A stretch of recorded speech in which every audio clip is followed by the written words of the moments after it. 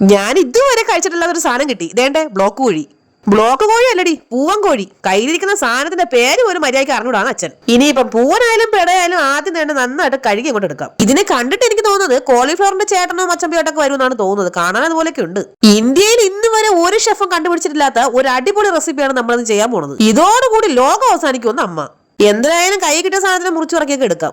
നമ്മൾ മലയാളികൾക്ക് എന്ത് ഐറ്റം ഉണ്ടാക്കിയാലും അതിനകത്ത് ഒന്നെങ്കിൽ കൊച്ചുള്ളി ഇല്ലെങ്കിൽ സവാള. ഇത് മസ്റ്റാണ്. ഈ ഓംലെറ്റും ബുൾസൈ എല്ലാം മാറ്റിപ്പിടിച്ച് എന്നെ ഏതെങ്കിലും ഒരു പരീക്ഷണം ലാബിൽ കൊണ്ടുപോയി പുതിയൊരു ഡിഷായിട്ട് പുറത്തെടുക്കൂന്ന് പറഞ്ഞ് ദേണ്ട മുട്ടയും എത്തിയിട്ടുണ്ട്. ഈ മഴയത്ത് ഫ്രിഡ്ജിനകത്ത് തണുത്ത് വിറച്ചൂന്ന് പറഞ്ഞ് ദേണ്ട നമ്മുടെ ചീസ് എത്തിയിട്ടുണ്ട്. എന്നാ പിന്നെ ഒരു വഴിക്ക് പോണേല് ഇച്ചിരി ജിഞ്ചർ ഗാർലിക് പേസ്റ്റും കൂടി ഇരിക്കട്ടെ. അപ്പൊ എങ്ങനെ നമ്മൾ അങ്കക്കച്ചയൊക്കെ മുറുക്കിക്കൊണ്ട് പുതിയ ഐറ്റം ഉണ്ടാക്കാൻ കൊണ്ട് തുടങ്ങിയില്ലേ?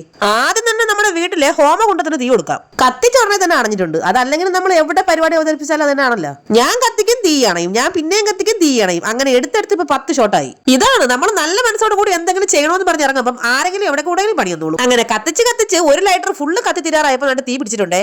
ഇനി നല്ലൊരു മൺചട്ടി അങ്ങോട്ട് എടുത്ത് വെക്കണം. പുറത്താണെങ്കിൽ അർമാദിച്ച് പെയ്യുന്ന മഴയും മനസ്സിനകത്താണെങ്കിൽ പുതിയ റെസിപ്പി കണ്ടുപിടിച്ച് നാളെ ഗിന്നസ് ബുക്കിൽ കയറുന്ന സന്തോഷവും. ഇനി കുറച്ച് എണ്ണ ഒഴിച്ച് ചൂടാകുമ്പോൾ അരിഞ്ഞു വെച്ചിരിക്കുന്ന അൽക്കുരുത്ത സാധനം എല്ലാം കൂടെ തട്ടിക്കൊടുക്കാം. ഇത് എന്താണ് ഈ പുതിയ ഐറ്റം എന്നും പറഞ്ഞ് ദേണ്ട തൊട്ടപ്പുറത്ത് നോക്കിക്കൊണ്ട് ഒരാൾ നിപ്പുണ്ടേ. ഇനി ഇച്ചിരി ജിഞ്ചർ ഗാർലിക് പേസ്റ്റും ചില്ലി ഫ്ലേംസും ഗരം മസാലയും കുരുമുളക് പൊടിയും എല്ലാം കൂടി നന്നായിട്ടൊന്ന് മിക്സ് ചെയ്തെടുക്കാം. ഉപ്പിടാൻ മറന്നു വരുന്നേട്ടാ.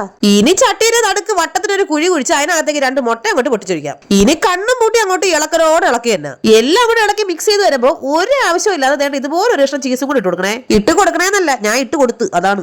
അങ്ങനെ കിടുക്കാച്ച് കിണ്ണം കാച്ച് കലക്കാച്ച് നമ്മുടെ ഐറ്റം ഇവിടെ തയ്യാറായിട്ടുണ്ടേ. ഇത് കണ്ടിട്ട് എനിക്ക് തോരൻ പോലെയാണ് തോന്നിയെങ്കിലും തിന്നപ്പോ എനിക്ക് അങ്ങനെയൊന്നും അല്ലാട്ടാ തോന്നിയത്. ഭയങ്കര കാര്യമായിട്ട് ഒരു പ്രാവശ്യം എടുത്ത് വായിൽ വെച്ച് നോക്കി. ഒരു പുണ്ണാക്കും എനിക്ക് മനസ്സിലായില്ല. പിന്നെ ഒരു സ്പൂൺ കൂടെ കോരി വായിലോട്ട് വെച്ച് നോക്കി. ഇപ്പോഴാണ് എനിക്ക് ആ സംഭവം മനസ്സിലായത്. ഇതാണ് മക്കളെ നമ്മുടെ ഉപ്പുമാവ്. പാവം കൊച്ച് പെട്ടുപോയതല്ലേട്ടാ, ഞാൻ മനഃപൂർവ്വം അങ്ങോട്ട് പെടുത്തിയതാണ്. ഈ ഉപ്പുമാവ് കഴിക്കാനാണ് ഞാൻ ഇത്ര നേരം ഇവിടെ നിന്ന് കിണ്ടിക്കൊണ്ടിരുന്നത്. ഈ മരണം വീട്ടിൽ പോകുമ്പോൾ തല നിറച്ച് മുല്ലപ്പൂ വെച്ചുണ്ടെങ്കിൽ എങ്ങനെ ഇരിക്കും? അതുപോലെ ഒരു ആവശ്യമില്ലാത്ത മര്യാദയ്ക്ക് ഇരുന്ന ചീസിനെടുത്തിന് അതോട്ടം കിട്ടും. അതോടെ സംഗതി 8 നിലയിൽ അങ്ങോട്ട് പൊട്ടി. അത്